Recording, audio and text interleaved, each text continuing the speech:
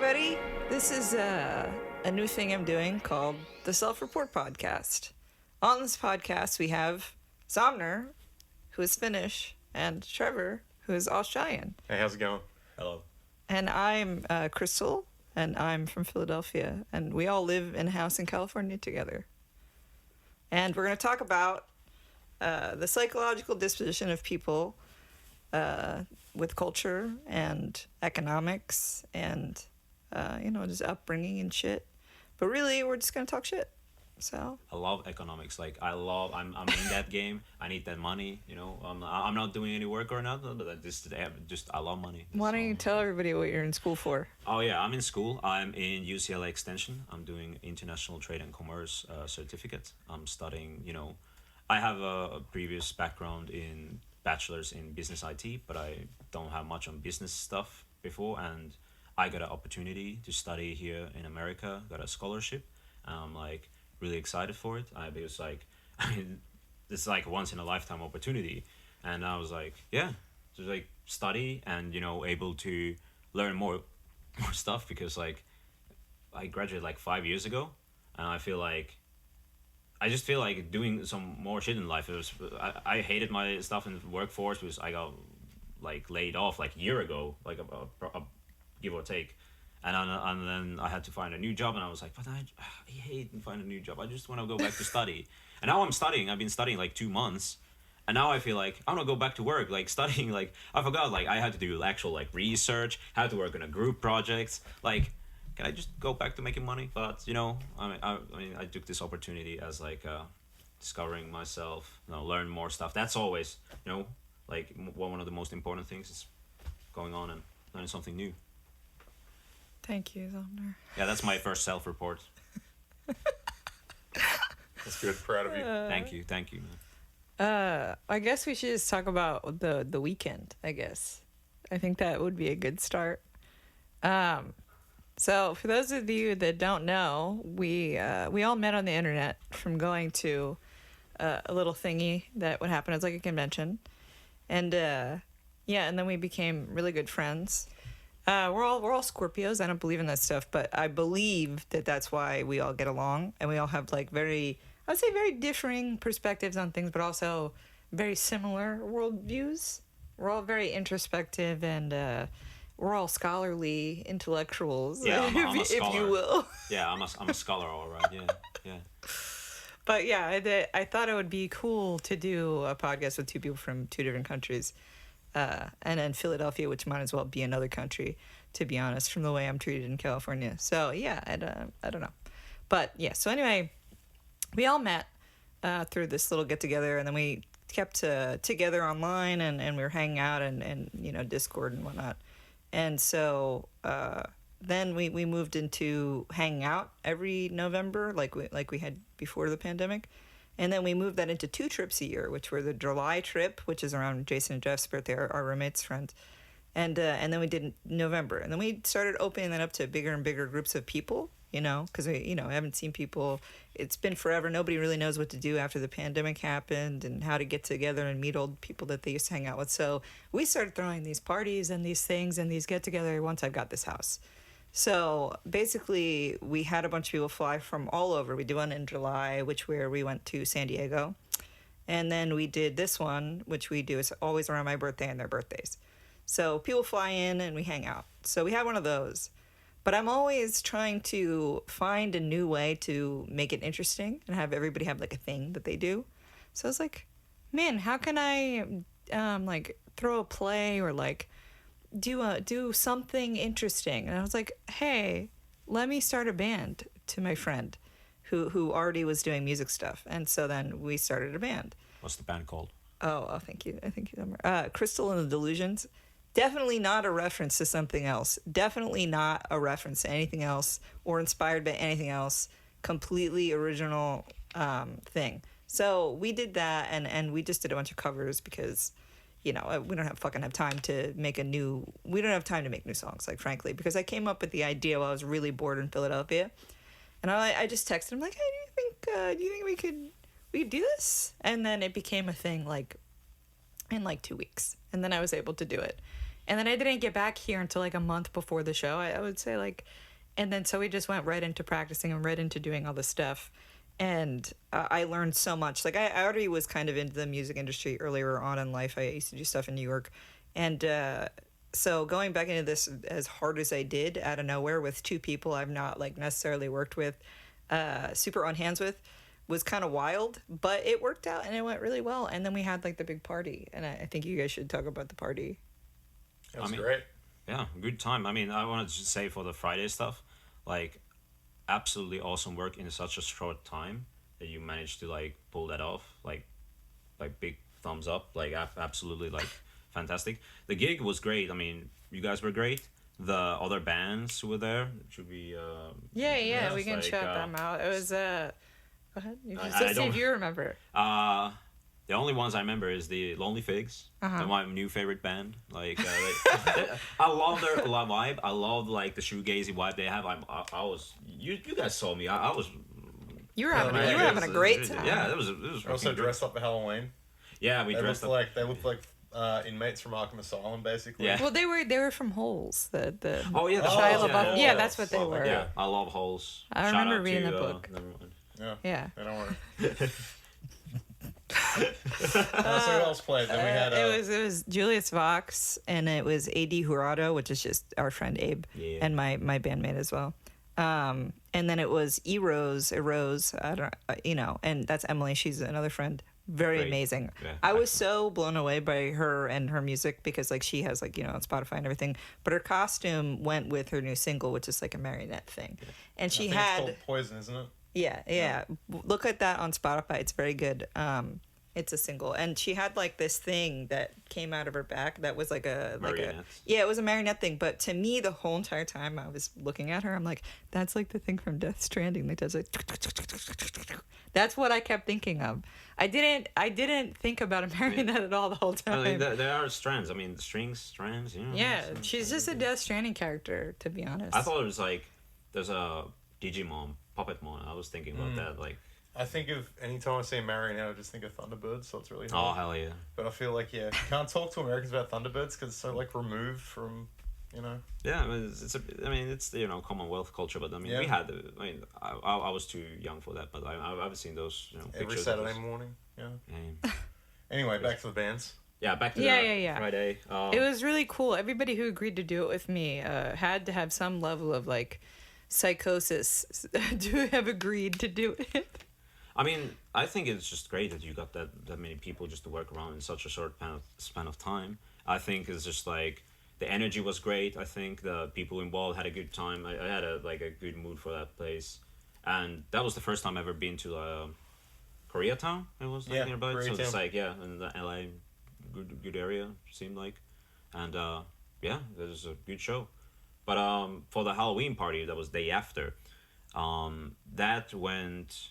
I was the whole week. I was like stressing, like, oh, I hope everything is good. It was like last year we had a lot of things to do, and like how much we were gonna do this year, and just everything went surprisingly great. Especially so because that Friday was the final game, the game 7 between Dodgers and the Blue Jays. You mean the Saturday of the party? Yeah. So I had a trajectory lined up because you have to market these things correctly. And I was like, okay, usually the World Series ends on my birthday. And people win by, I think that would be game 5, yeah? Like, if they had gotten to Wednesday. Whatever the fuck. I don't like sports, but, like, you got to keep up with this stuff to manage things. And so I'm like, okay, if they win all the games, then by Wednesday they can win. But then if they don't win on Wednesday, then I think it's like, was there a game Thursday? Right? No, it was... They flew to Toronto for Friday. Yeah. That was also on the day of the gig, which was also not great. Yeah, so they did they win that day? No, they lost. They lost on the day of my concert. And then everybody was like, And then on Saturday we had the party. So I'm like, okay, everybody's got to go into battle station modes. We need to set up an area for just Dodgers people. That wound up being the entire fucking first half of the party was just Dodgers related fun, which was good, great. But like, again, I don't care. It was great for everybody. But you had the best time, I think, out of any of the Americans here or the people that live in LA. So I was like setting things up for the party, helping out people. Also, my costume, I was dressed as, a great American Abraham Lincoln. Got the fake beard, got the full suit on.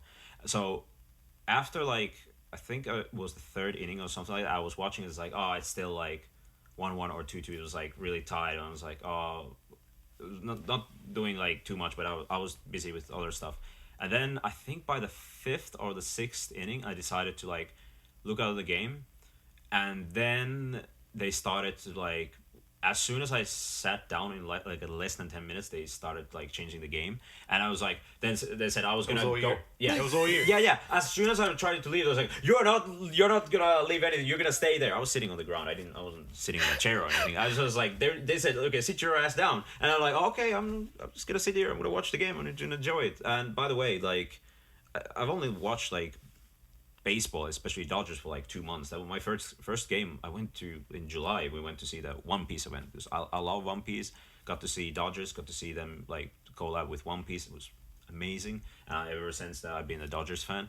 And that final game, especially when it went to the, I think it went to the 10th inning, and it was such a like tight game. It was like so tight, and then they won. And I was like, wow, what was just like the mood of the party, just like it was already like intense, like following the game, and then it just like, we won. It's just like that's like a like rarely, especially in my country, like I don't follow sports that much. Like sometimes when we win in like in World Series in hockey or like something like that, it's usually like, yeah, I'm great for you, but I'm not gonna go party outside with people. But just in that moment, in that like party with people, that was just a great celebratory moment that I felt like being part of something, even though I didn't do jack. It was like still fun.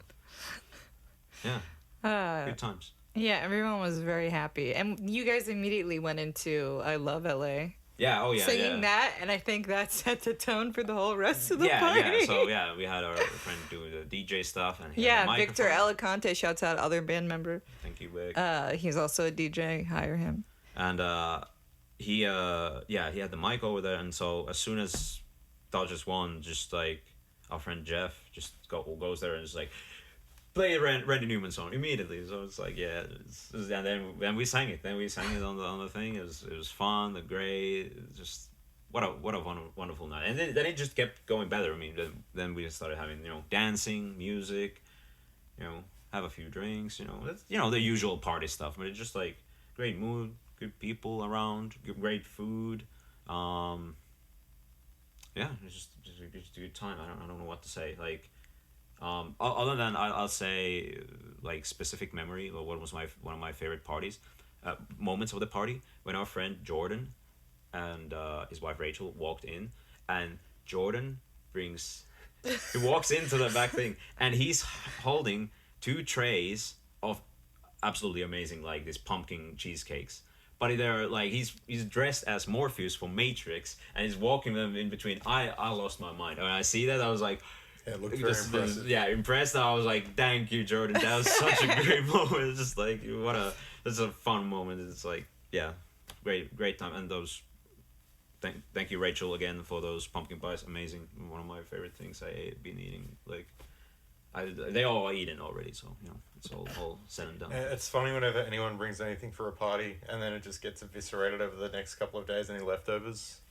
And before you know it, everyone's just got a tummy ache because you have a party that's basically a Halloween party. Yeah. Everyone's eating gigantic cookies and cakes and candy. Right, when in Rome, That's it. High fructose corn syrup. I think that party was like the best party we've ever had here in general. Like, I had a really, really good time. I did not expect to, like, usually I'm in the background, like, make sure everything is going okay. But I kind of was just like, I'm just going to have fun. Because it seemed like you guys had it handled. Like, you had a whole setup that you did, that you and Brett did, Brett was my Philadelphian old roommate. But, yeah, you did this crazy shit with the projector and everything. I mean, I just love any kind of theatrics. So it just had, like, a smoke machine going, had some lights going, had a projector going.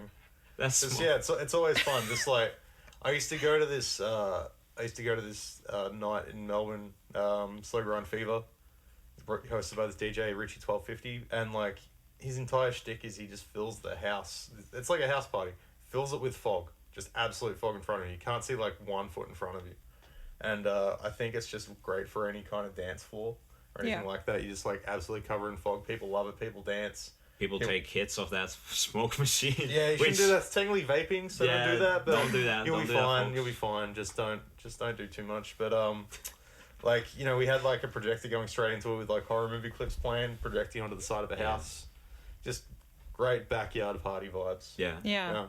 I hope the neighbors didn't get mad. But I we don't did think the it. We neighbors- did it last year. So I don't think they should get mad. That's just a party. We have like a party twice a year. Like they can't possibly be upset. They would have let us know already. Yeah. Yeah, maybe.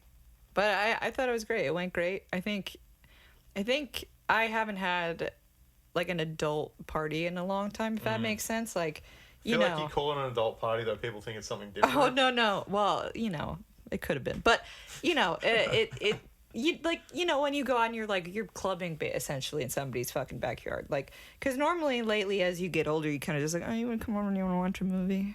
Yeah, I guess I'll come over. Movies. I know, they're great, but like, I haven't done that since I was like young. Like in my mid-20s have I partied like that, like truly. Like, because everybody was dancing, everybody was up, we were getting lost in the smoke, people were losing items. Parties. No, I know. I mean, I've been doing more partying now that I've been in LA, which is great, but... I like my parties where we just sit around in a circle, drink a glass of wine, talk about, you know, philosophy, life, society, you know, the usual talking about... That's like every day intellectual. with you, though. That's every I don't have single wine. day. I mean, I could have wine, but no. I'm gonna have to buy more wine. Mm-hmm. I don't know. That was just me thinking that the party was like really good. Yeah. Comparatively to other parties I've been to recently. But yeah, I thought it was great. Because you don't normally get like the kind of karaoke vibe, the dance vibe, the fog machine vibe, all in somebody's backyard normally. Normally it's like one of those things. I feel it's just every single time we do something better. Yeah. And now next time it's going to be even better. Yeah, I think so. We just keep on going in terms of theatrics. Yeah. I really want to get like, we need one day, like a mariachi band. I was thinking something too. I agree. We need like this all comes down to when we have money. When everyone's rich. Yeah. I want like someone cooking hibachi. Like we hire like Yeah. a hibachi person. You hire like a taco guy too. You basically have like a bunch of different like food vendors in the backyard, and then as the night goes on, they'll just join the party. Yeah. You know? Yeah. Yeah. Once the work's over, the party starts. Yeah. When I was like 16, that's all I wanted for my birthday was a mariachi band. I don't know why, but I did. And it never happened, so maybe that's good. That's Maybe a you good should idea. have a quesadilla. I probably just butchered the pronunciation of that word. A quinceañera? Is that what? Is that how? Quick. I don't even. It's a questionnaire, isn't it? I I don't even know what that means. It's Uh-oh. Oh god. It's like your 16th birthday. Like Ah, Yeah, I'm pretty sure- Hispanic, is it it's a big 16th or is deal. it- I think I think it's the 16th. Yeah. We'll need to confirm. But Yeah. I don't think any of us have been invited to anything like that. You ever been to a bar mitzvah or a bat mitzvah? No. Okay. You? No. No. Yeah, me either. You ever been to a bris? I haven't been to any of these cultural events. Maybe yeah. that's my goal for like go to a. I'm sure I'll get invited to one eventually. I've seen like people go to quinceañeras. I think if that's how it's pronounced. Yeah. Now I'm worried that's not how it's pronounced, but and like they have the most insane dresses. Like they're Yeah, like they're 5 gigantic. tiers. Like they wow. look gorgeous. So I kind of wish I had one. I would love to do like a genuine ball one day. Like rent out a hall and like have like a real prom or like a masked parade. What the fuck is it? What are those things called? Masquerade. A Yeah. masked parade. A ball? Yeah. Like Ice White Shut ball? No. Yes. No. Yes. No, Yeah. I don't want nothing to do with that. I know how that ends. Everybody's happy at the end of that movie. Except that one guy who got killed. Don't spoil it. No, Spoil it. sorry for spoilers for a 30-year movie. Rest I'm in sorry. peace, Stanley apologies. Kubrick. Yeah. Oh my god. No. Yeah. Anyway, that party was great. Yeah, no, it was a great But time. it'll be better. We'll do one in July, and that'll be fun. I But feel maybe Christmas might even turn into a party. not people flying in. Maybe I don't know. We'll see. Christmas We'll is see. a party of like soul, you know? Yeah. Yeah. You know what I mean? No, I don't think I elaborate on do, that. What do you mean a please. party of soul?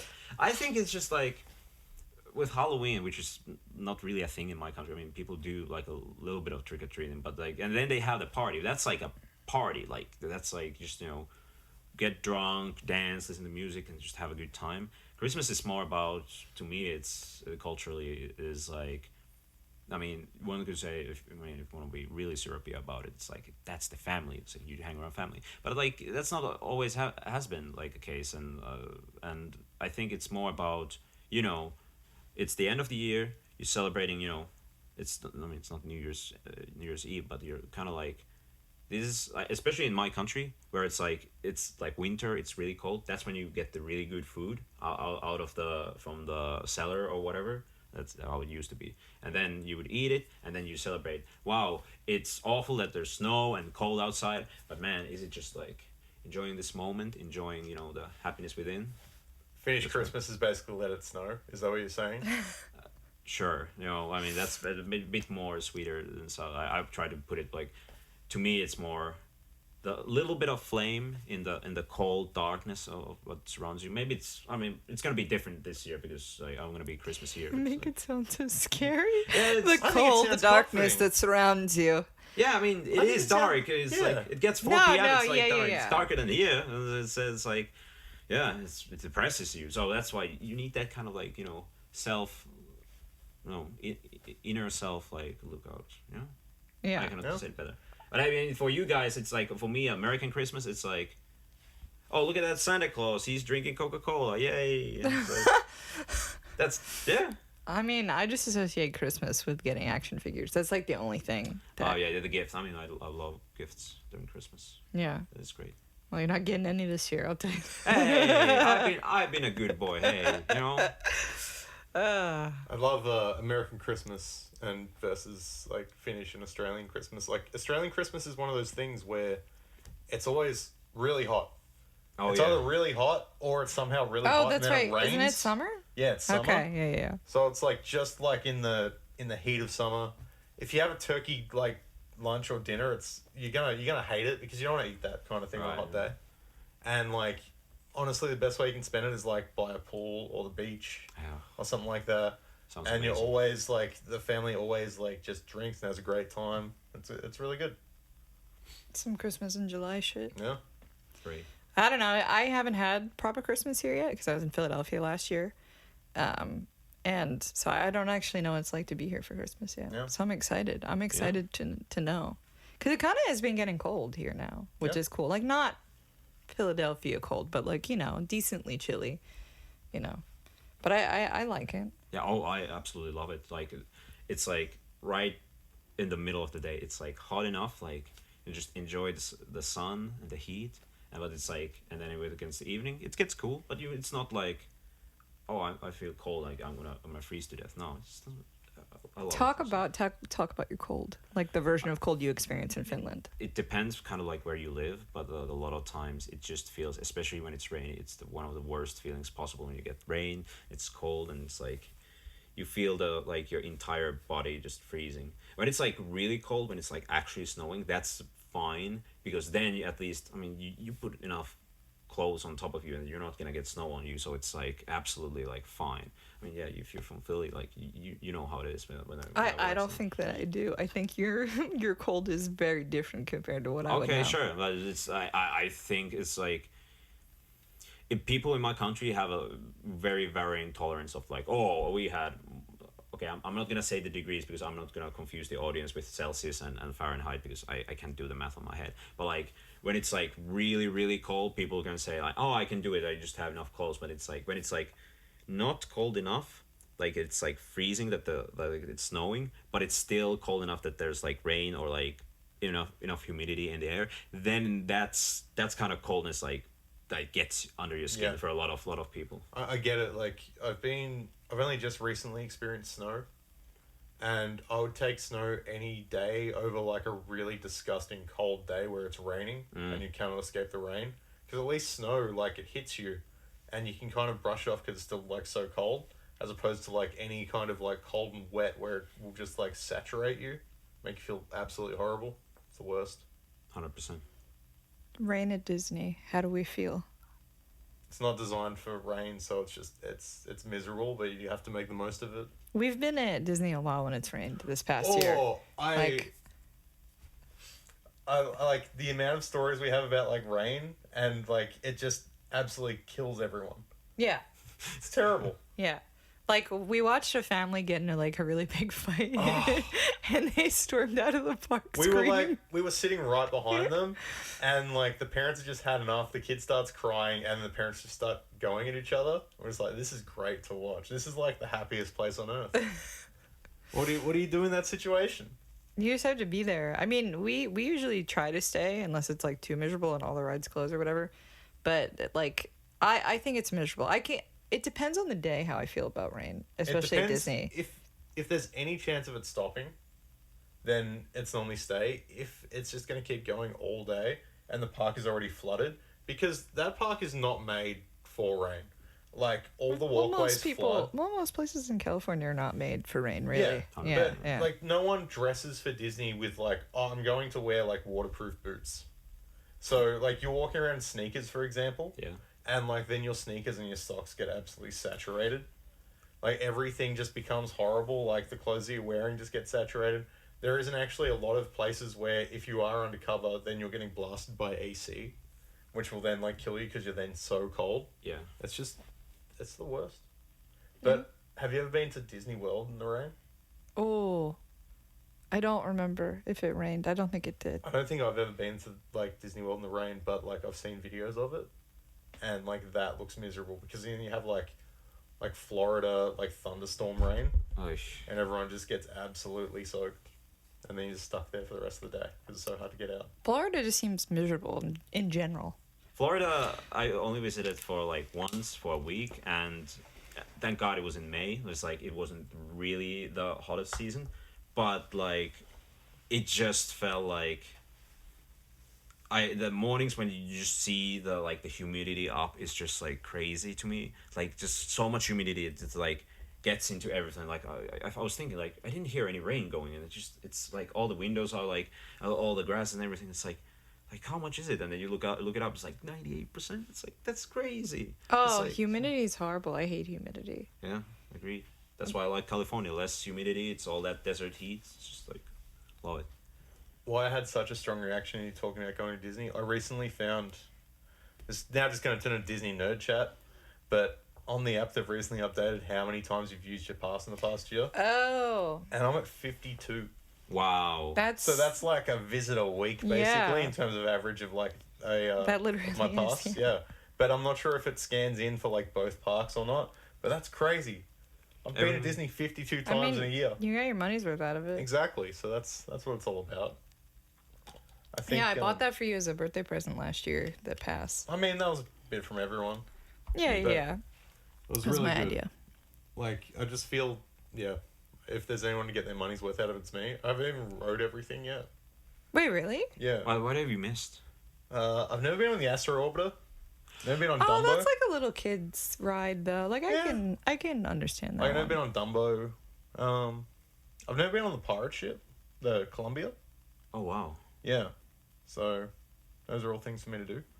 Yeah, for the next year, yeah. I just like, there's other things, though, like, about Disney, like you said, families fighting. Like, I feel like, this is going to sound terrible, but it's when you see those kinds of things, sometimes that makes a trip. You know what I mean? When you see those little, like, happenstance moments. Yeah, for us. Not for them. Okay, because, like, people who don't have annual passes don't, like, get the feeling of going just to look at everybody and observe them. It's terrific. Like, Disney is terrific people watching. Like, I like to go, just stop for a couple of hours and just look at what everybody's up to. And then I'll just sit and grab something to eat and, like, just people watch. If you've never, like, if you've got an annual pass and you've never worked remotely from Disney, if you can do that. Oh, yeah. It's so funny to just sit there with your laptop and then just see, like, a character walking past. And, like, it sounds, like, so bizarre, but, like, when you see, like, the Mandalorian walking past you and the little animatronic Grogu, it just makes your day. Yeah. Yeah. I love Disney. Yeah, I love Disney. Disney was great. Buzz Lightyear. Yeah. Yeah. Well, that was it, guys. Thanks for joining the podcast. We'll divulge into fucking Disney talk. Yeah. We gotta avoid it. Yeah, there's a lot. That is the culture in Anaheim where we live. Yeah. to just go to Disney every weekend. Anacrime, as they call it sometimes. I didn't know don't that like when we that. moved here. I don't didn't know. I think it's a fun area. No, it's fine. I also didn't know that Orange County was full of like racist white people, but Yeah, but, you know, That's everywhere. That's you know, everywhere. in America. no, I don't think. Well, it's not like everywhere, but it's a lot of the places. Yeah. Oh well. I mean, it's also the home place of like a lot of good things. There's a movie Orange County with Jack Black. I've never seen it. I never seen it either. Oh, movies. Speaking of, Yeah. did we just see a movie? I think we saw. I don't a know. bunch It's been a while since I think I went to the No, we movies. saw Tron. I saw Tron. We did. I saw Tron 3 times, people. I saw it 3 times. Aries. Yeah, Yeah, Tron Ares. Tron I Ares. mean, I liked it. I thought it was pretty good. Soundtrack amazing. Visuals really good. Plot was pretty good. I'll let you two talk about it first, but I'll just say this quickly. I feel like every Disney movie I've seen for the last 20 years, just like the third act just kind of disintegrates a little bit. I get it. Apart from that, Yeah. I mean, I really enjoyed it. I was so afraid based on the trailers. I was like, oh no, this is gonna be like I like the visuals. I love Nine Inch Nails, so I was so hyped up for the music, but then I see Jared Leto and I'm like, okay, let's see where it's gonna go. Let's just go see. I'm gonna go see the movie. I'm gonna see how it's gonna go. And you know what? It wasn't that bad. I actually had a good time. I enjoyed the action. I enjoyed the visuals. There were good ideas going in that were like, okay, let's explore this idea. They didn't fully commit to it, in my opinion, but it's still, it's like, for me as a sci-fi action movie, I enjoyed it. It's like what it was. Crystal, what are you gonna say? What are you gonna say? Huh? I think I would have liked it no matter what was happening in the movie, purely because of the soundtrack. I feel like no matter what, it was just one big music video to me, which I enjoy that. I like that. There's a couple of scenes in it that I really want to rewatch like over and over again when it does come to streaming or whatever. I think Trent Reznor and Atticus Ross killed it. And I don't know that they got the movie they deserved with it, but I still think it was okay. I don't think that Jared Leto was the worst actor in the movie. He's not the worst. Wait. You say what you think first, because I don't know if we have the same opinion or not. It's, to me, I mean, I don't care for the main actress.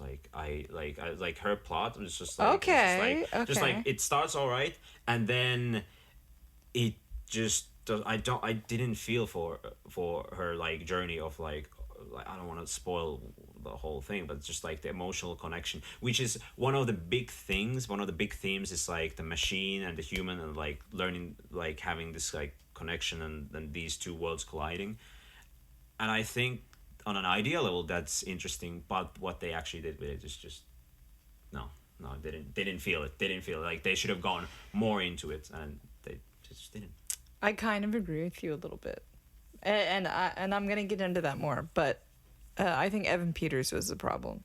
Oh, I yeah, think he should have been like psychotic crazy, and I think they should have pushed him farther as a villain, and they did not do that.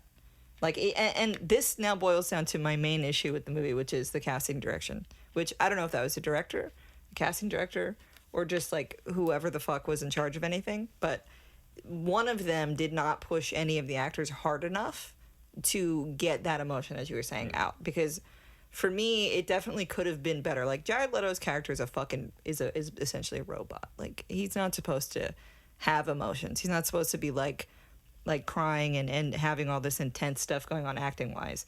Not that Jared Leto may have been able to do that in the first place, but I think like the other people should have been outshining him by a landslide, and they like didn't. So I feel like a lot of the times when I look at movies and you see one person that's kind of being sucky, everybody shouldn't be sucky. But there was like a moments where I didn't feel like I believed what was happening to everyone in the movie.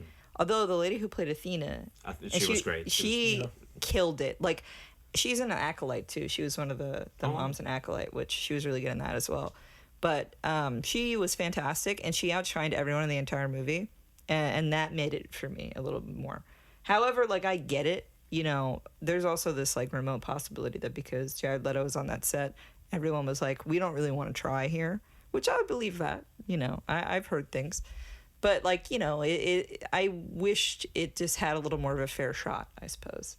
Because I get confused why big studios constantly are putting in these actors that no one can stand. Because there's a lot of them now, like, depending on who you ask. And then I'm like, well, you had one guy ruin the whole fucking movie. 1,000 people that worked on it, you know. It sucks. Yeah. But I wouldn't even say it was ruined just because but of by his like involvement. people's perceptions. Yeah. It's We not can't- because the movie itself is not a bad movie. Yeah.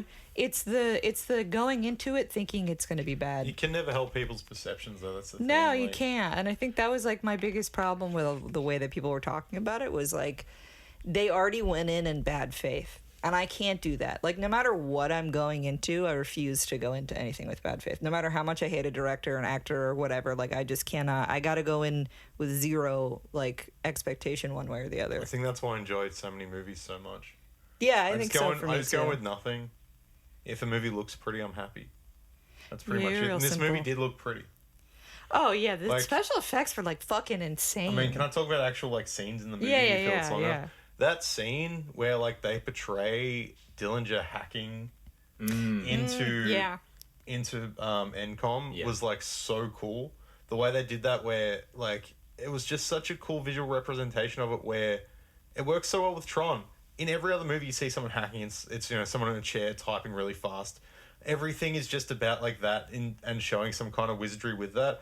And this, because you do Tron, it's just like, oh, these little people are now going from one computer into another to just steal stuff. And it worked so well, looked so cool. They did so well with it. Like, those kinds of things, especially in that world, just looked amazing.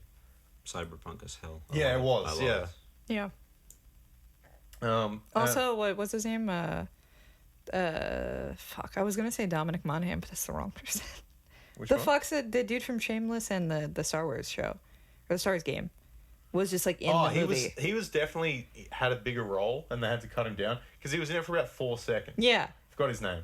I can't. We'll- It's something we'll- like that. We'll It's just pop something it up like on the that. screen Though. right now if you're watching. But, Yeah. Um, I'm so sorry. You're really cool in Star Wars. yeah, no, I'm really sad that there was obviously a lot that got left on the cutting room floor, and that's what I was going to say about like the Disney third act kind of problem. I feel I felt this way ever since I watched like Tomorrowland back in the day. Oh, I never where seen there's like it has really good moments. Like a lot of those movies have really good moments, and then like you watch them, it's just like, oh, what happened to the movie that I started watching? When it's an hour and a half later, and it's just like, oh, this is lacking everything now. It's almost like you see chronologically it falling apart, which I wouldn't feel this happened as badly, but there's definitely those things where it's just like they tried to do so much more and something happened and it didn't allow it. And I hope one day we get to see more of it. I hope like, you know, we just get to have that instead of the finished product here. I'm a big advocate of like multiple cuts and director's cuts of like every single movie. Just release Yeah. everything. Yeah, give us the version of Tron with more scenes with. Give me just more of the Nine Inch Nails music. I know they made probably. Oh more. yeah, Yeah, there's that'd be a nice. bunch of Yeah. songs that they aren't even Yeah. in the fucking movie. Yeah. Anyway, that soundtrack's amazing. Yeah. though. Yeah. Like can't really beat it. I've been listening to it pretty much every fucking day since I saw the movie. It's so funny because talking about soundtracks, we recently saw the 40th anniversary re-release of The Last Dragon. Yeah. And that soundtrack's been like stuck in my head ever since I saw that. First time seeing it, don't know anything about that movie. Yeah, what a fun movie. It's insane. Like I had no expectations for that movie, and it's just like fun is the like just the ultimate of like you can see how much they had fun making this movie, how much it respects like definitely like clearly inspired by Bruce Lee films, and then literally the main character is a fan of Bruce Lee films, so it's like let's just how do we just make all not even references but just like the feel of this character like being involved in those movies and just like loving them, and then just like and the soundtrack just such 80s but like in a good way, like 80s like still sounds like not fresh but like iconic in a way. Yeah. I think because who produced it? The movie's called like Berry Gordy Presents The Last Dragon. Yeah. And like Berry Gordy was like instrumental in Motown, he, like created Motown Records or something. Correct me if I'm wrong. But so I think what I realized, and especially last night we watched like a terrible, well not terrible, it was just a B movie called Miami Connection.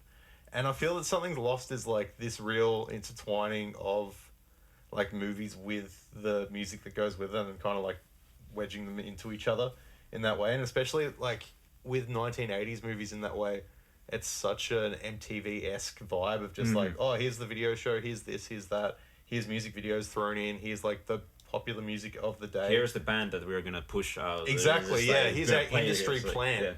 Yeah. And The Last Dragon was like a quintessential film for me when I was a kid. Like my dad would show that shit on repeat.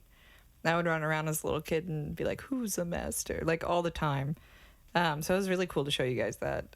I think like they do a re-release like every year, and I think I've gone to like almost every one of them since I was an adult. And I always see Timac at like New York Comic Con and stuff like that. I'm always like, "Hey, what's up?" You know, because he's still really cool. You know, he still does all his stuff. I'm pretty sure he still does martial arts. I'm not sure though. But yeah, I like that movie. It was really cool seeing it in like a bigger theater, because before it was just like small theaters or just like, you know, whatever. But like there was quite a bit of people like who went, which were a great audience because we saw it twice. We saw it just like a local like theater here, like an AMC. Yeah. And the first night we went and saw it 2 nights in a row.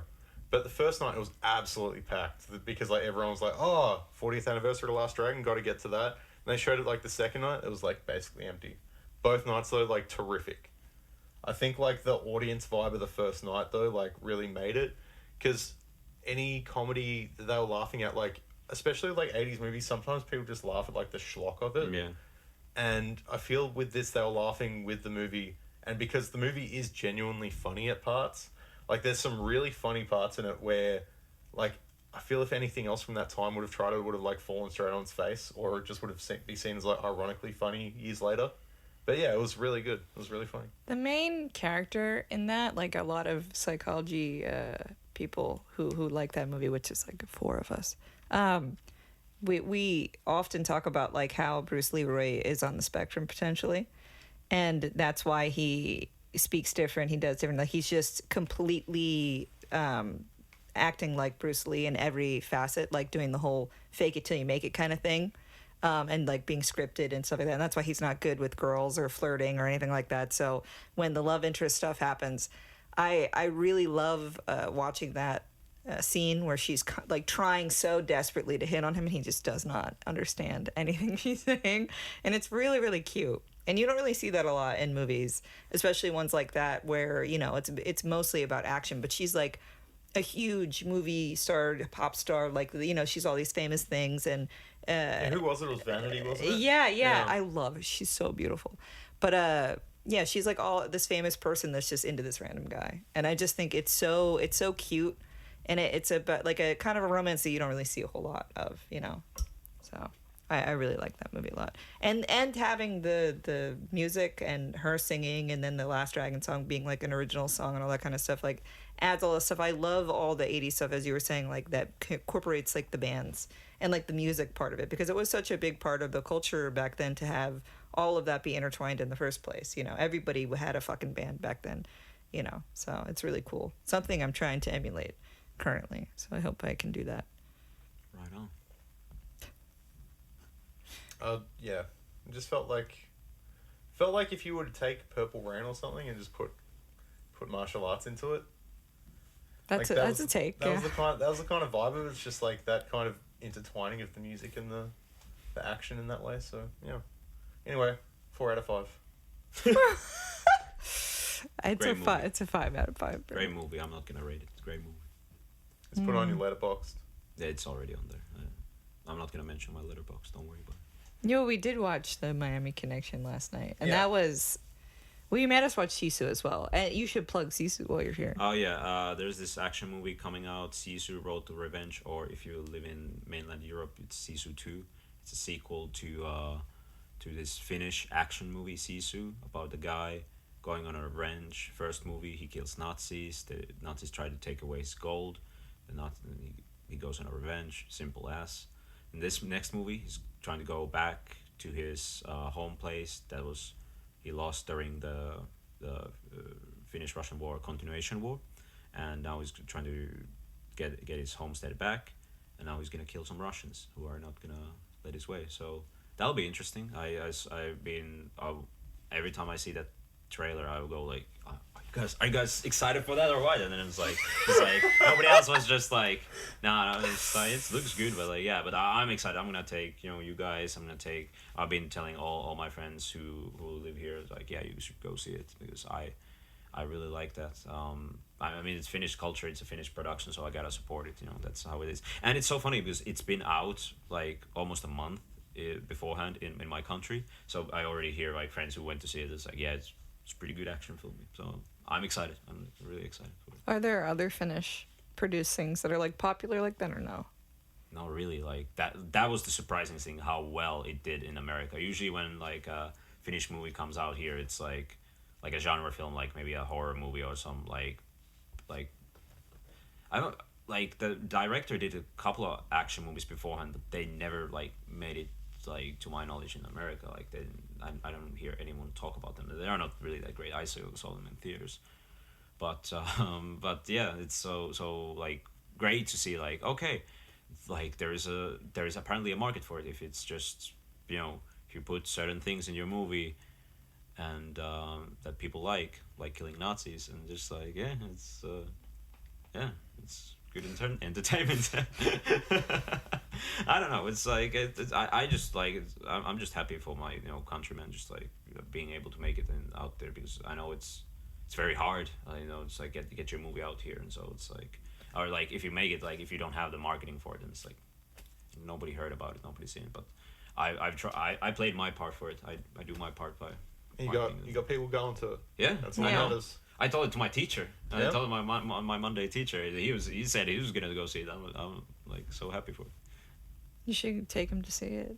I'm gonna go with you guys. He lives in a different area, I think. Okay, what about Australian movies? Has there been any recently? I mean, I haven't seen it, but you saw Bring Her Back, yeah? Yes. Oh shit, that's Australian. Yeah. Yeah, so that's okay. It's by Raka Ali. Yeah.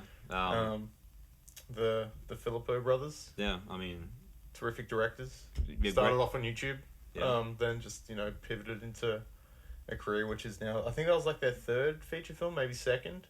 The Talk to Her was the one before. I don't know if that was their debut or not, but I never saw it. Sorry, Talk to Me. Sorry. Yeah. And then Bring Her Back.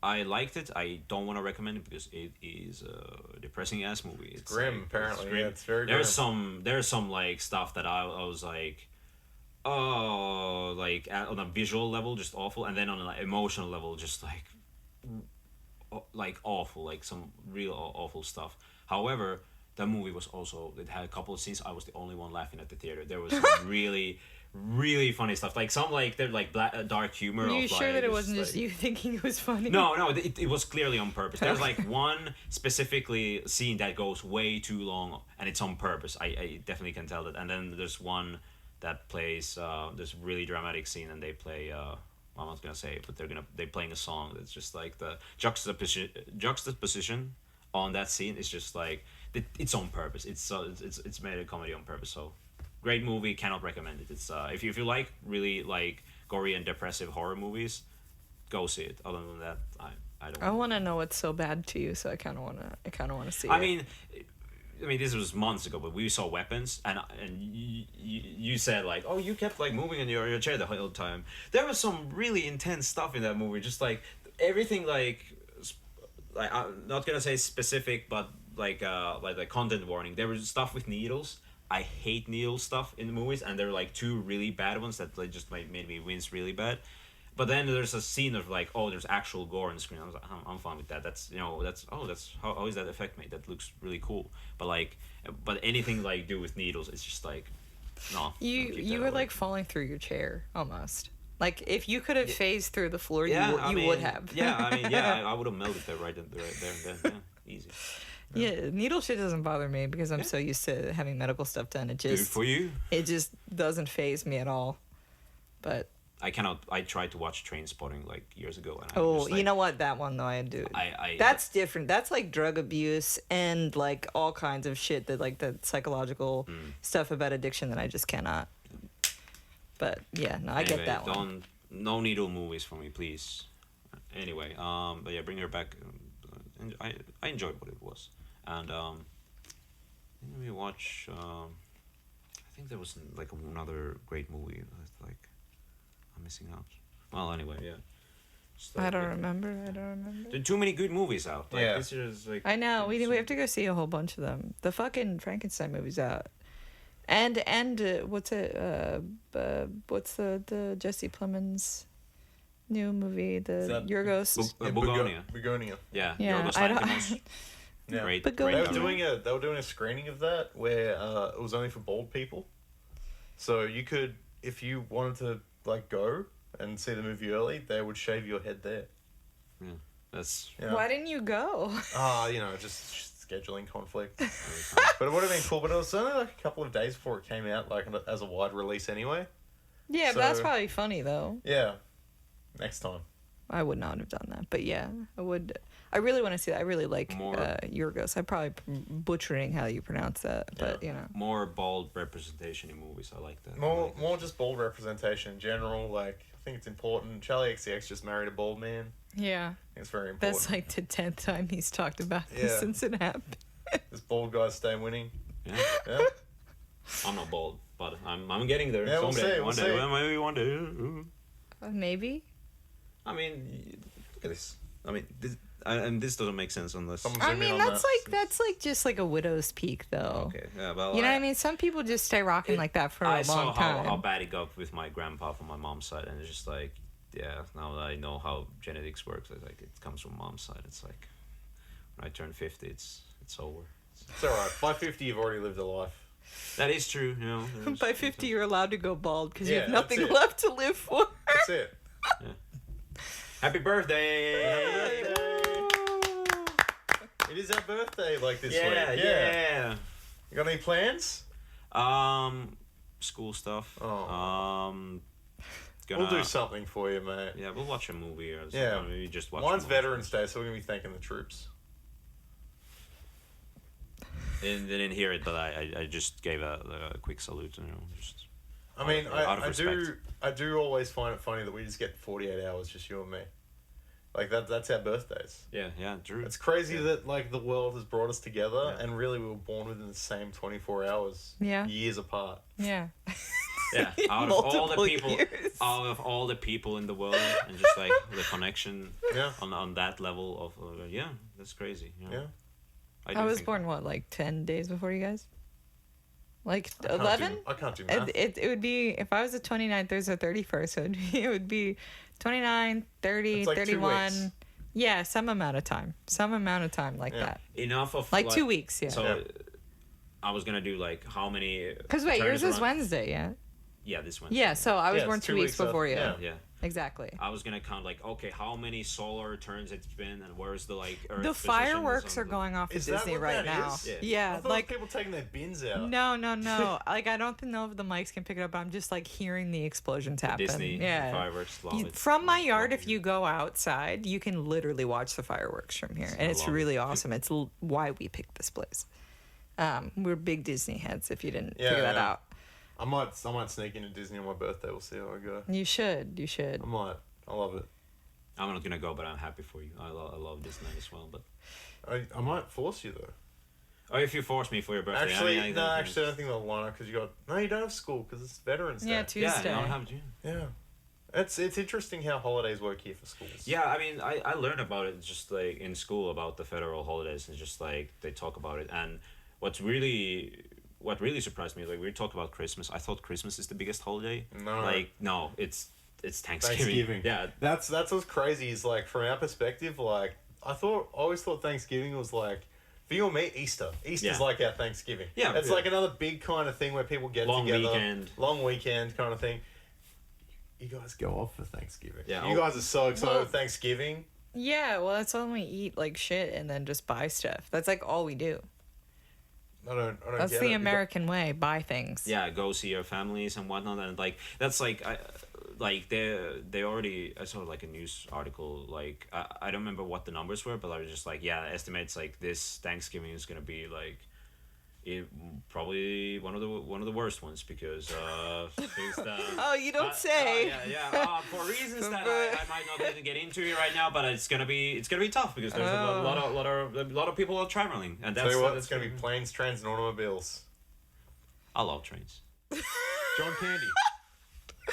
I feel it's always like that though. It's such a stressful time of the year for everyone. Just like from like in terms of American like stress, I think it's from the start of Thanksgiving, and then it doesn't like finish until after New Year's basically. I cannot understand the fact that people fly across country to see their family for Thanksgiving, and then do it again for Christmas. That's like a month later. Most people don't do both. Really? I don't think so. Well, then Disney's that's lied like to me why. Once again. You ever seen I'll Be Home for Christmas? No. Well, that's like back in the day though. Okay. Because now it's more so like you have like Friendsgiving and then you fly to see your family during I thought it was Christmas. the other way around. Like you Yeah, I don't fucking. I'm gonna be completely honest. I don't fucking know. I don't have a normal family, so I don't know. I always felt like it's one of those things where you go home for Thanksgiving and then more Christmas is just like come around if you want. You know? Maybe it might be vice versa. Yeah. We'll find out because I don't really even know.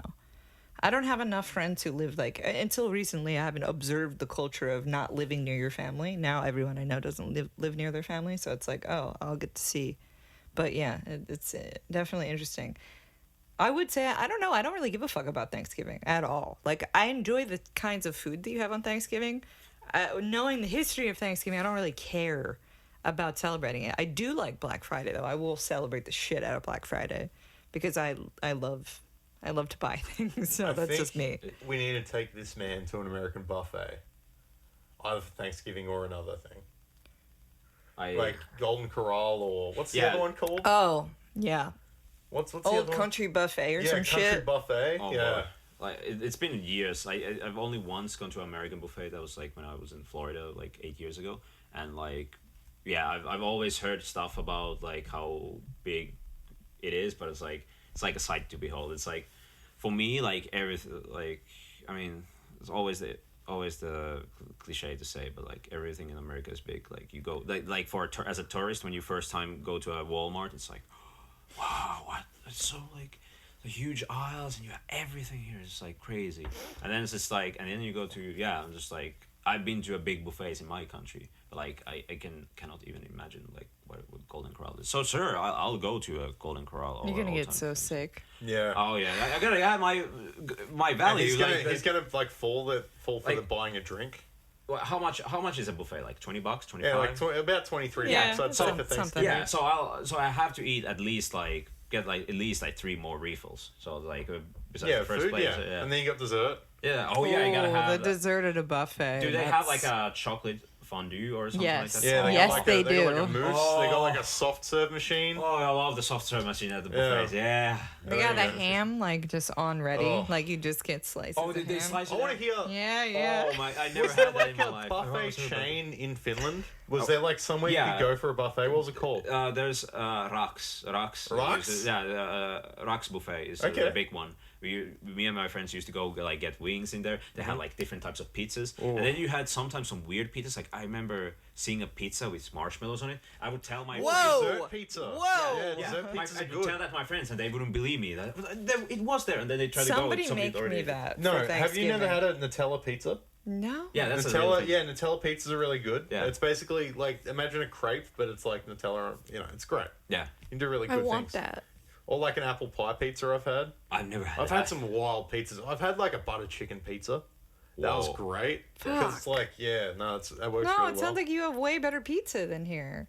It depends, like, you tell that to someone on the East Coast and they'll be like, what the fuck are you doing at pizza? Let's not fucking start this. Like, that's the thing. This- But like, Pizza in California sucks so fucking bad, and I keep trying to explain it to people and they just do not understand. Like even like a Domino's or like a Pizza Hut isn't even fucking like nearly as good. Like just like the bread or whatever it is, the ingredients that are on the East Coast, you cannot replicate like a New York style pizza. You just cannot do it. I talked to two Italian like exchange students like 2 months ago when we were at a beach party and like we had pizza there. I was like, "How do you feel about this?" And they're just like, I mean, they said they were kind of like, it's eatable, but it's like it's not like pizza. Like they know No, how it's good it is. So not. it's just like they say, but like I It don't doesn't know. make me feel like I've eaten pizza after I eat it here. Like, and I've heard from some friends, and I haven't gone to the recommendations yet, that there are places, but I don't think like the bread is still going to be the same because bread here sucks also. Like in Philly, we have Amorosa rolls. If you are on the East Coast, eat one of them and cherish it because they don't fucking have that shit here. There's a couple of restaurants, especially in LA, that like will have them shipped over, like the actual rolls. But like outside of that, they don't just like make bread here that tastes anything like on the East Coast. Like, and I miss it. It's like the one thing that I miss from the East Coast in Philadelphia. I don't know. Like, what is your bread culture like? Oh, we have a bunch of different breads. Like we have rye bread is really big. Oh, Yeah, that's you right. guys Yeah, your love rye rye breads. bread. Yeah, we do. It's Because I like rye bread a lot, but like again, here it blows. Love when you bring me my little rye chips. Hate rye bread. Why? Hate it. why? Just doesn't have the feeling of, I don't know, is it gluten free? I don't fucking Does rye have know. gluten? Yeah, I'm so- asking the I right don't expert over here. So I mean, you can technically make gluten-free rye bread if you don't add like what is it called? Yeast? Yeah, I think. No, wait, no. Like the itself, it has to be. You can make it if you make it certain way. You can do it. However, I do have a frozen rye bread in your freezer that that doesn't use yeast. So it's like a huge block of just rye and water just made into a thing. So it's like if we melt it down, it's just like gonna be like you need a. I don't know, like you need a really sharp knife or a saw to like just like cut it Okay. through. Surely It's that like- still it's like- tastes completely fine. I mean, it's frozen. It'll be fine for a few months. So how many months it's been since I brought it? Like 2 months. Yeah, it'll be fine for Christmas. Yeah. top of the top bread. Just like sourdough's up here, everything's just further down. I mean, Yeah. I do love sour bread. Ooh, sourdough. the bread at Disney is pretty good though. The What, the bread sourdough? bowl, Yeah. like Yeah. yeah, that's The free like the only samples, bread oh. that I'm like, oh, I mean, that's like some bread. California sourdough. That's like Boudin Bakery Yeah, sourdough. yeah, I need more of that then. Actually, if you go to Disney, can you give me some like that bread? We'll see. Yeah. Just keep on Fuck. doing the bakery tour. Just keep Yeah, on just keep handed a getting piece. the little pieces. I Yeah. love that tour. I love it so much. Anything you get for free, so to speak, I love it. Yeah. Love little freebies. Tastes What was better. the last freebie you got? What? What was the last freebie you got? Last free thing? When we went to see Viagra Boys, Oh, what'd you get? we got the Oh, that was like non-alcoholic beer they were by handing out. who was like promoting, not promoting, but they had his face, the actor. I have no idea. Why do I think Elijah Wood? For some reason. Maybe it was Elijah Wood? No, was it Tom Holland? I think Was it Tom Holland? it's either Elijah Wood or Tom Holland. It's like You're that just idea, it's naming like- beautiful You're twink naming, boys. you're naming ones who played little boys. Yeah, in Yeah. movies. I see this young man, young pretty face guy, and then I cannot remember what it was, but it's like IPA without alcohol. So I was like, I mean, it's free, so whatever. And just drank it. It's just like whatever, it's free. That was my last freebie. I don't know if Tom Holland does beer though, does he? I have no fucking idea. IPA, that's We'll find out. I don't even know what an IPA is. I don't. Indian pale It's, ale. it's an Indian pale ale. I have no idea What what, does that that means. mean? It's It means Tastes it's a- worse? It's a pale beer. yeah, got some. I don't like beer at all. I can't even do it. Yeah. I feel like I'm gonna throw up every time I eat beer. It's like like the taste of a cigarette, like, and it's just immediately like, nah, I know why I Yeah, don't do smoke. I don't do this. Smoke. And that's how I feel every time I drink beer. I'm just like, oh, I cannot do it. It just makes me feel viscerally angry immediately. That's why we drink water here. Yeah. What did you say Can you earlier? I just want to tell everyone Okay. he's got his So- name written on his Evian. So I mean, yeah, I got this Evian bottle, and as I said, I was getting water here, and I said to them like, yeah, I have my bottle, and I'm a slut for Evian. That's my fault. I'm a Fiji water kind of guy. No, I used to get Fiji love water, Fiji but water. it's so expensive, and it just like at some point I was like, eh. Were you ever into the Eh. vaporwave aesthetics? Yeah, Into the yeah. sea punk aesthetics, Yeah, like it's Fiji water during that. Those are beautiful times. It's like Arizona iced tea with that too. It's very much I love Arizona iced tea. in the same genre, different tastes of course, but in the same genre of Yeah. drink. Has that kind of aesthetic. Yeah. Yeah, that's all you can say. Is just aesthetic. Aesthetic. A little bit of ASMR for you people listening. Yeah. Yeah. Should do that on this mic. We bought this mic just to do this and music stuff, of course. And it's like $1 billion. This is like the best one you can buy. But every single podcaster has this microphone. I think I watched 12 different podcasts in my research, and it's all this fucking microphone. So I was like, well, you can't really go wrong with the majority, yeah? I'm a big fan of the wireless roads that people just like attach to anything. Attach to their water bottle and just spend the entire thing like talking into their water bottle. I'm a big fan of the really cheap Amazon Basic ones that people try to do podcasts with. That drives me crazy. Because you can hear everything in the whole world in the background. I love everything. I just think you can make a podcast with your phone these days. You remember when people were saying that about like iPhones with movies? Yeah, you can make a movie. Yeah. But hey, it's true. Was what was the movie called? Tangerine? I don't remember. I remember I have vague memories seeing this like article in 2009 where like 2010 where a girl made like a movie with an iPhone, like a zombie movie, like even but it's the not latest much 28 different. years later they like filmed with iPhones, but you should see the setups of like what they're doing. It's like, here's the iPhone and they've got like 20 million attachments on it. It's like, yeah, this movie was made with an iPhone. It's just like it's the furthest removed from an iPhone. Well, yeah, like even right now we're filming the podcast with 3 iPhones, and I'll tell you what, the fact that I can't see what we're doing back on a camera, a little screen, I can't even know if it's even recording. We should to be just honest, put a mirror behind there. like that's an a idea. little genius idea of yours. Yeah. I love the meta discussion. I didn't know are we gonna say anything about the meta-ness of it, but like all the Well, why setups not? and stuff. Okay, for here, like I think I've seen worse. I've seen this is pretty good setup. Oh yeah, I've been part of probably the most jank podcasts ever. Yeah. I've And seen that's the people only recording reason in I a know. dream. Yeah, It's great. it's the only reason I know how to do anything right is because I watch people do so many things wrong for like 20 years. It's great, but yeah, I wasn't gonna skimp out on the mic at the very least. Yeah. The rest of it, fucking whatever. Who cares? People listening to it, they deserve the quality. They deserve the quality. Well, your guys' microphones aren't that good. These are hand-me-downs. Oh, thank you. Thank you for putting. Well, Yeah, thank you to whoever let us borrow these microphones. Thank Yeah. you. Apparently they're not very good. No, they're good. They're just not as good as this one. This I is like see. the best one that you can buy. I see. And I was like, I deserve a little treat. I think after this weekend, I think I deserve a little something. Happy birthday. Yeah, happy birthday. I had like a week-long, I had a birthday week, which is like crazy because I've never been that person to really give a fuck about my birthday, but like it went on for a long time. And I kept getting gifts, which you have to imagine, because I work in psychology and public health and all that kind of stuff. So it's like me receiving like thousands of dollars in gifts definitely didn't make me feel guilty at all during this whole SNAP situation and the government and everybody dying and being poor. Definitely did not make me feel immense guilt. It did.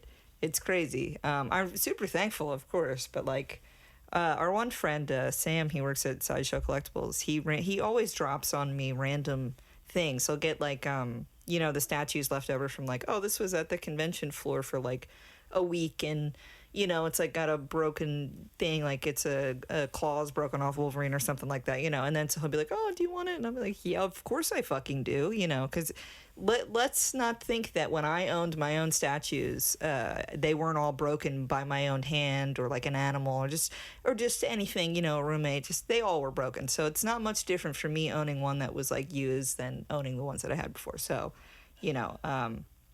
for those not familiar, my apartment burned down like a year and a half now ago. So I lost like everything. And I had like, I want to say I had like almost $100,000 in collectibles. I think that's like the right number. My insurance company definitely knows. And so whenever he brings over like any of those statues, I'm just super thankful about it. And this time I got X-23.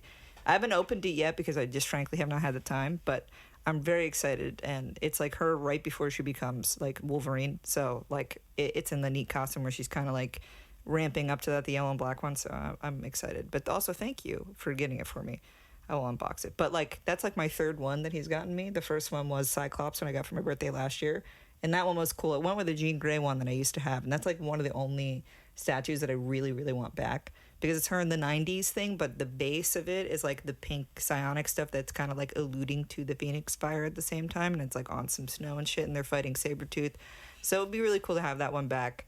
And then the other one is the Dark Phoenix one. That's just like it came in. At some point, it had 3 different colors: the white and the green. But he gave me the Dark Phoenix one, It doesn't have the black emblem, which I love when the Dark Phoenix stuff does not have a black emblem on it. But yeah, and so this is like the third really cool one that he's gotten me, and I'm really excited to open it, so thank you. But I think that's probably the coolest thing. I mean, you can't really top a sideshow like statue as a gift. You really can't. And on the Wicked Dolls too, like that's great. So now we're gonna open it right now. No. I could not. I used to do unboxing videos, and that shit is so exhausting. I just imagine us like passing it along and then just like half breaking it while trying to open it on camera. Maybe I'll just do it on Instagram because it might be fun. Like Instagram Live's like a thing. Yeah. I remember when like 10 minutes was like the go for a video. Now it's like 2 seconds. You just like get 2 minutes. Great, I love it. They gotta compete with that TikTok live. You know, stuff. I don't love it, but I'll adapt. Who's got 10 minutes? I guess I don't really have 10 minutes. I want Vine back still, 7 seconds. But you know what? When I'm doing my makeup and shit and like getting dressed, like I kind of do want like 10 minutes of something to just like be speaking to me. That's what podcasts are for. Well, yeah, that is what podcasts are for. But lately, I've not really been listening to like a hell of a lot of podcasts. Like I feel like I used to listen to a bunch, but I don't have the time for it really anymore. Also, everyone is problematic now. Like you cannot listen to anything. Like I was a big fan of Frenemies. I think that was probably my favorite thing to happen in podcasting, and then obviously all that went crazy, and I'm just like I cannot be watching that shit anymore. Yeah. But yeah, that was like the last time I was super committed to a podcast, frankly. But I don't know, like, do you guys listen to podcasts? Yeah, I listen to a couple. Oh, should I name them by name? But yeah, I'm asking. Well, I don't know. So, big on like radio journalism, so like This American Life, or like Throughline. My favorite podcast ever is probably Heavyweight by Jonathan Goldstein. If you've never listened to it, check it out. Some amazing episodes. Basically, he's just a podcaster who has people submit their problems to him, and then he gets really intimately involved in the problem to try and solve it for them. And it's great. That sounds like me. Yeah, create some great radio, create some great podcast. More like comedy side. The Last Video Store by Alexi Toliopoulos is really good. He basically has guests on in the guise of the podcast being a video store, so people rent the videos and then they talk about them. That's great. And then he recommends like a movie for them to rent also. Arnie Donna podcast is great. The Australian Comedians, great time. Have a listen to it. Oh, we're seeing them on what, Tuesday? Yeah, on Wednesday? Wednesday night. We're seeing them Wednesday. Yeah, They're I'm very coming excited. Here. Yeah. What about you? I mean, I just listen to a bunch of nerd stuff. I mean, for me, like my weekly ritual, I listen to Castle Super Beast. It's 2 Canadian YouTubers, Bully versus Pat Stares at. They just talk about their lives, talk about video games, talk about video game industry. I've listened to them since 2018. Yeah, whoa! It's like I just realized like it's been like listening to their stuff like that long, but it was like. Yeah, it's just 2 guys just talking about video games. I don't have time for video games, so I listen to other people talk about video games. That's how it goes. So it's like it's just they're just entertaining and just like that. I mean that podcast go like 3 hours, 4 hours. So it's like when I used to like go to a commute to work, I would just put it on like hour back in, hour back out, and could like listen one a week. So it's like easy. Like that's there are others, but I'm like just top of my head, Ken and Robin talk about stuff to RPG developers. I mean, it's all nerd stuff. Just talking about Stop saying that. I keep saying because like they are great stuff, but it's just like if I try to recommend to people, it's like they're not gonna listen to it. It's like they're gonna try it and it's like whatever. But if you are willing to listen to Ken and Robin talk about stuff, it's a tight hour-long podcast, 15 minutes of talking about games, history, food, occultism, movies, architecture, whatever. The topics change every week. There's like 4 different topics, 15 minutes each, and it's just like great. It's just like something to like think about, something you've never even heard about. Like let's like this week I listened to episode from like September where they talked about demons in different cultures, meaning of number 666, and how they talked about history of this French like guy who wrote like a huge book on demons, and then he lied about being like lied to being like a actual noble guy. So it's like weird subject like that, and I just like sure, those sounds interesting. Like 15 minutes each, and it's just like great, good stuff. So yeah, that sounds awesome. Yeah, Why yeah. are you like I'm defending this. Like, this it's little for nerdy me. podcast Yeah, that I listen to? I like it. It's not for everyone.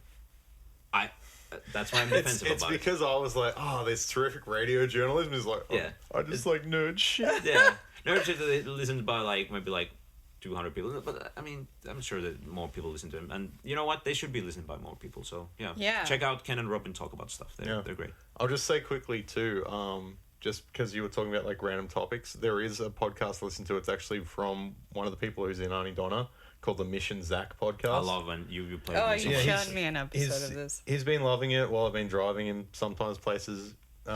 Crystal like has laughed too at some points, but they do this thing called. They've got 2 episodes a week. One episode is just like an episode about anything, and the other episode is called Legwazama Rama. And with Legwazama Rama, they've literally watched every single thing John Leguizamo has ever made now, in terms of like any kind of production. So movie, TV show, video game, graphic novel adapted into a cartoon, advertisement, music video, everything, and they do an episode on it, and they're finally like done. So now they're going through like their top 10 of what they've watched and just kind of re-reviewing it, which is really funny because like last month, Zomner listened to the episode about Chef with me. And I was just like, oh yeah, that was a good episode. And now they're doing the other Chef, like, because it made their top 10, number 10. And it's really fresh. They're just like, oh, we're doing Chef again. And the episode just devolved into them talking about sandwiches for half an hour. And that's all. It was like they were trying to make an analogy, like a sandwich is like a house. But then it's like, so is the bread like the walls, or is the bread something else? And it just went on like that for half an hour. It's crazy. Anyway, check out that podcast. Yeah. What I've heard you play is like, I get a laugh out of it. It's great. Yeah. I like that you said I've laughed at parts. Yeah. Thank you. Parts. Thank you for that. Yeah. Because I don't think a lot of things are funny a lot of the time. Yeah. Yeah. We also. You French? Oui, oui. Yeah, oui. I mean, like. Look, Yeah. I'm just thinking about other things. Like, you did finish Silent Hill F, yeah? Oh, fuck. Yeah, dude, that's a whole podcast in of itself. I'm gonna not talk about that. Yeah, that's fair enough. That's fucked. Not yet. Don't say it like that. Like, you enjoyed the game. No, I loved the game, but it's like that's like a whole thing. I will not shut up for like an hour, and I don't think anybody wants to hear that just yet.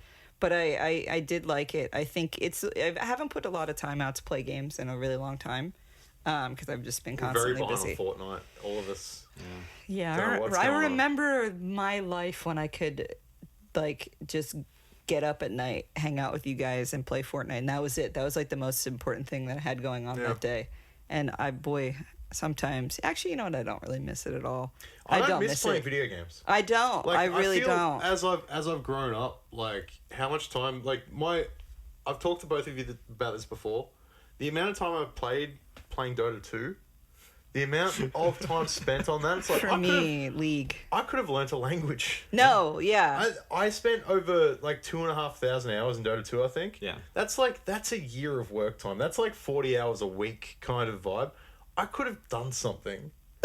And like, I'm going to be honest, like the time I spent with my friends, it was terrific. Like, absolutely fun, great time bonding, everything like that. But I could have learnt a language. I could have done other things. I could have like watched so many movies. I could have been a contender. Instead, like, you could have got like a doctorate.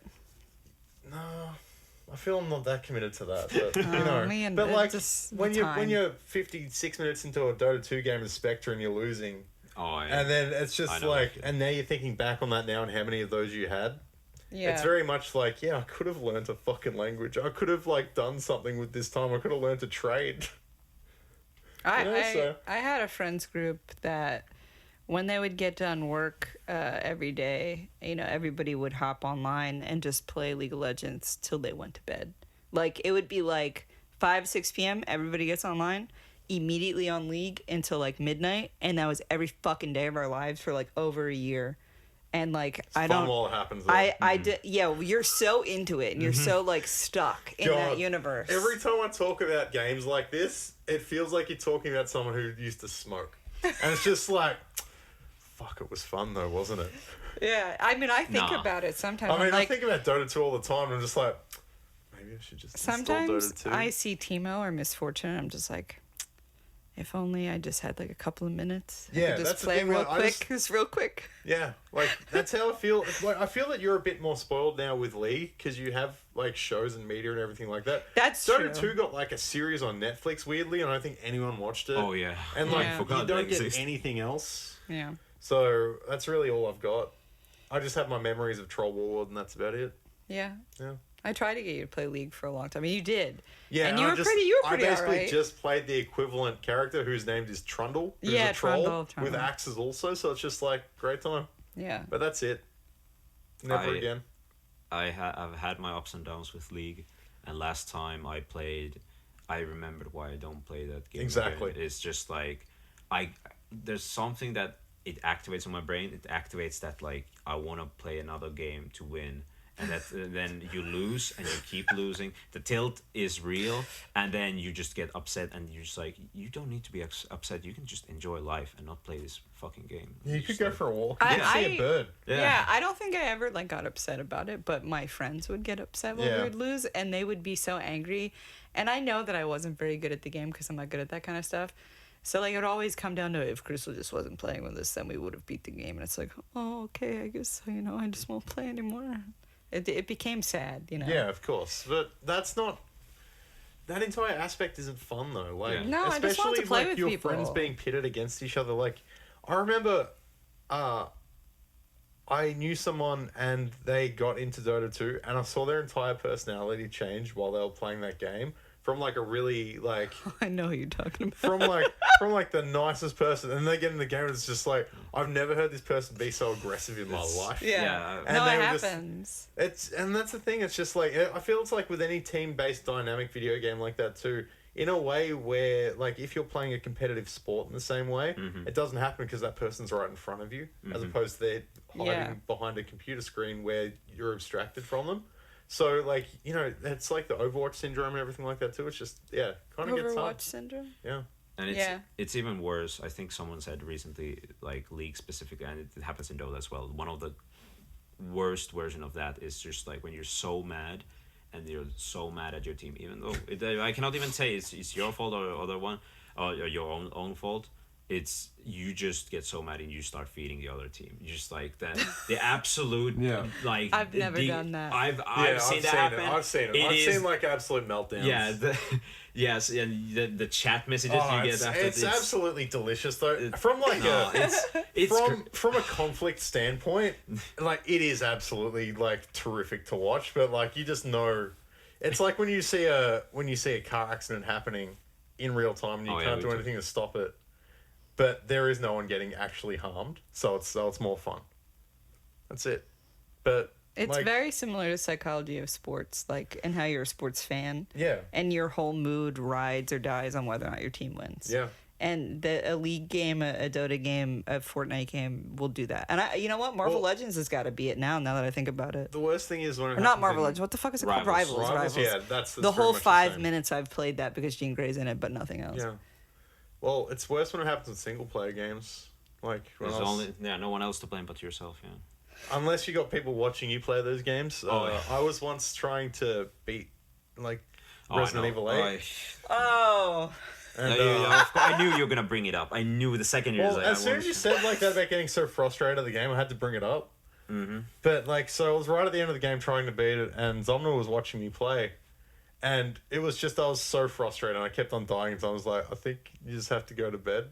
go to And bed, Trevor. Yeah, Go you to just bed. said go to bed, and I got so mad. I just like turned my computer off, didn't say anything, just went to bed. And what happened the next day? Woke up the next day, beat it first shot. Yeah, first. Yeah, I knew Got it. because I've been there. I've been to that Yeah. same situation before. I know how it goes. Yeah, You're just so tired and you just like. but like in that moment, I fucking hated you so much.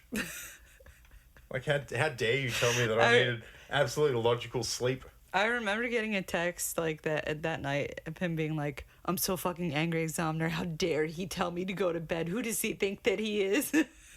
So I thought it was like you guys were for real fighting because I wasn't there. I just gave the actual solution and it worked. Like there I'm you not go. to say, and we're still friends. so- Sometimes That's it. it be like that, you know.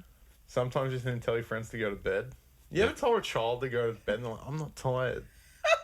It's like that. My favorite one with any kids is just like either you think they're tired because they're crying, or you think they're crying because they're tired. And both ways, when you try to address it with a kid, they'll both tell you no for both things, even though you know it's one or another. That's me. Yeah, exactly. It just happens with adults too. They'll just get worse about it. You said quite recently one of the most profound things of, I don't remember the context, but Here we just go. like that like when you become an adult, you realize that all the other adults around you are just like big children. Like So basically, once you become an adult, and I feel it happens more when you hit your 30s more than anything. Right. It's very much like everyone is still just that kid making mistakes and screwing up and everything like that, but everyone's still just trying their best regardless. And it really like makes you have that perspective shift of just like when you think about the way that your parents operated and acted and everything like that, things that happened in your life. It's just like everyone's still just like hopefully trying their best to be better, but you can just see everyone is just still there's no rule book. There's no like, you know, winning guide to life. It's just you got to keep on going and roll with the punches and make mistakes. Yeah. Where are the parents now that are like, I owned a house at your age? Where the fuck are they? They're still there. Do they still think that? I don't know. I just had a friend. How? I just had a friend message me who bought a house, and she had the perspective and the experience of, oh, my landlord just asked me if I wanted to buy this house, and just sorted out like that. I was just like, do you have any idea how lucky you are?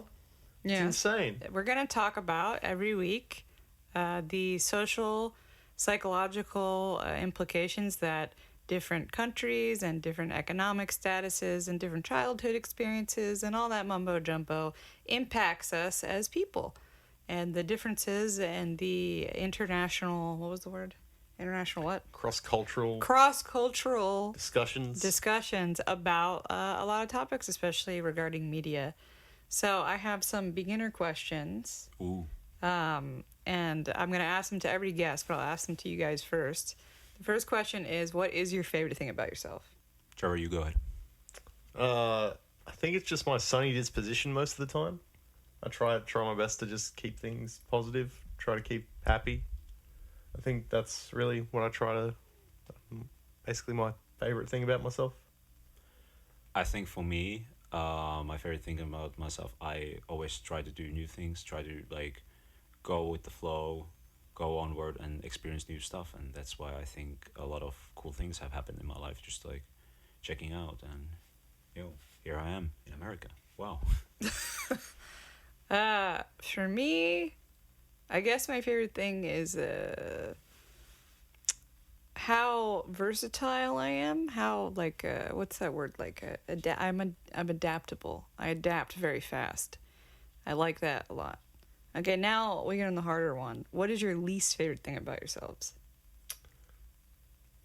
I can go ahead.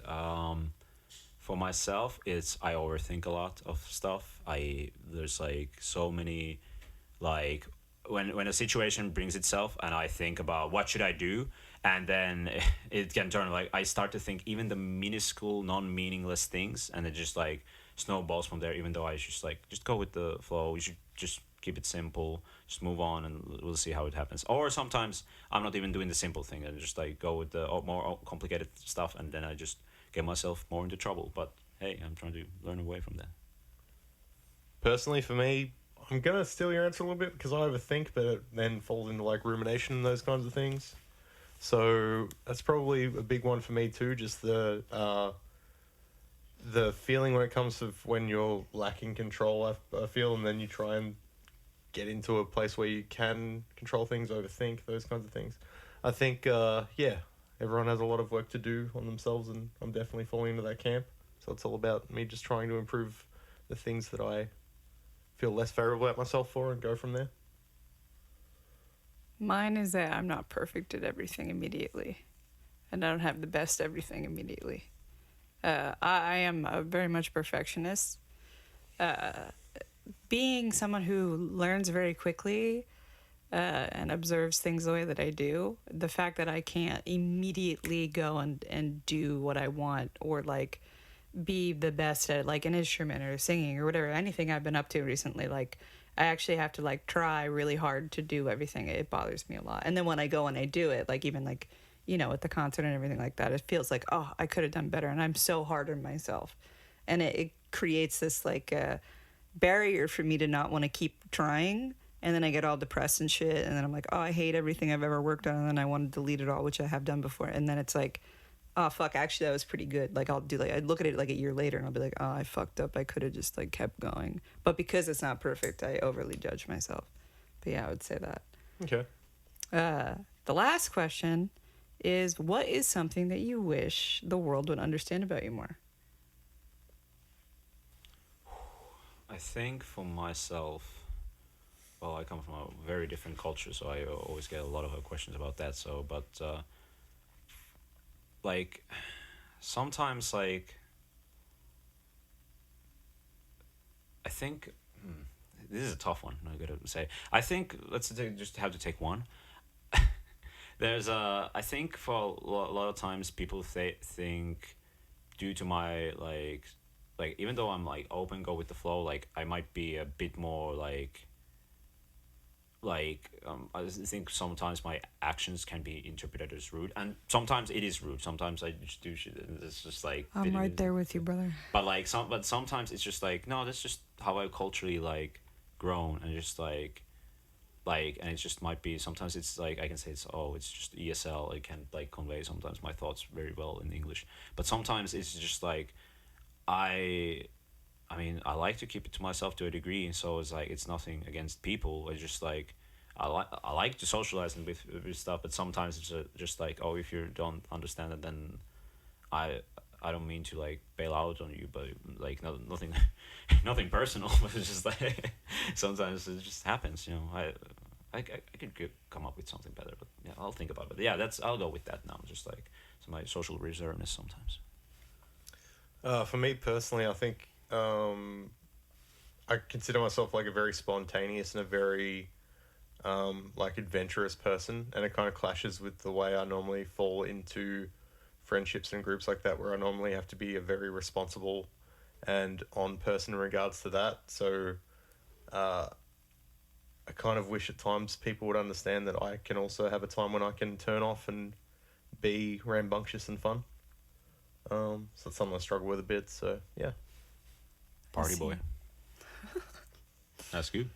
I think for me, very similar to yours. A lot of times people think I'm being rude, or that I'm being malicious in a way about something, or they're taking away something from I'm definitely not meaning, and they don't leave me room to clarify or ask, and then I get stuck in this like people think things about me, and then I'm like, oh well, that's like literally not true. That's like I didn't mean it that way at all, but I get the assumption. I wish people would like give me that second chance to clarify, or just like say like, oh, this one interaction doesn't define her entirely. But a lot of the times that happens to me, and it sucks because again I come off super rude, like, you know, the East Coast, you know, and other things, neurodivergencies, like it all makes me just very blunt. And I think that I wish people would take that with good faith rather than bad faith immediately, because it can be jarring. I get that. Like I imagine, because like I've known you for so long, and I had to get used to how you would just say shit. Yeah. And but that's why we get along so well. Also, we can have a conversation till like 6 a.m. about something really insane and like private and intimate, and that normal people just wouldn't really fucking even broach the conversation in the first place. But to us, that's normal. To other people, it's like, oh, we don't talk about that here, you know. Because I am very raw and I'm very vulnerable and open about pretty much everything. I have nothing, you know, to hide really.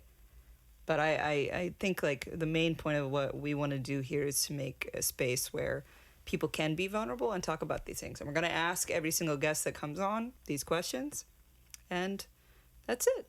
And we're going to delve into the deep mind of why everybody is the way that they are. And we're going to try to be light about it and nice about it. But yeah, the Nicole Kid thing, like that's... I thought you always said Nicole Kidman. Yeah, the whole Nicole Kidman thing. No, like everybody being a kid for real, like that's... I could get it. I could go on about that. I won't right now, but yeah, I Yeah. could. Because that's very true. Like, everyone I know and everyone I meet is just trying to fulfill something from when they were a kid, or that, you know, their parents didn't do for them, or this, that, and the other thing, you know. And so I look at everything through that lens, like, already. So I feel like I have the advantage of trying to understand people in that way, where I give them a benefit of a doubt constantly, to my detriment 90% of the time, you know, and I let them off on shit a lot because I'm like, oh, that's just like a little kid in there Yeah. wanting to feel a kind of way. Well, I just hope everyone's always trying their best, really.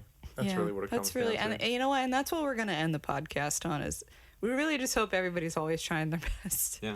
And We're proud of you. the world sucks right now, but you need to have hope. And that's what we're here for.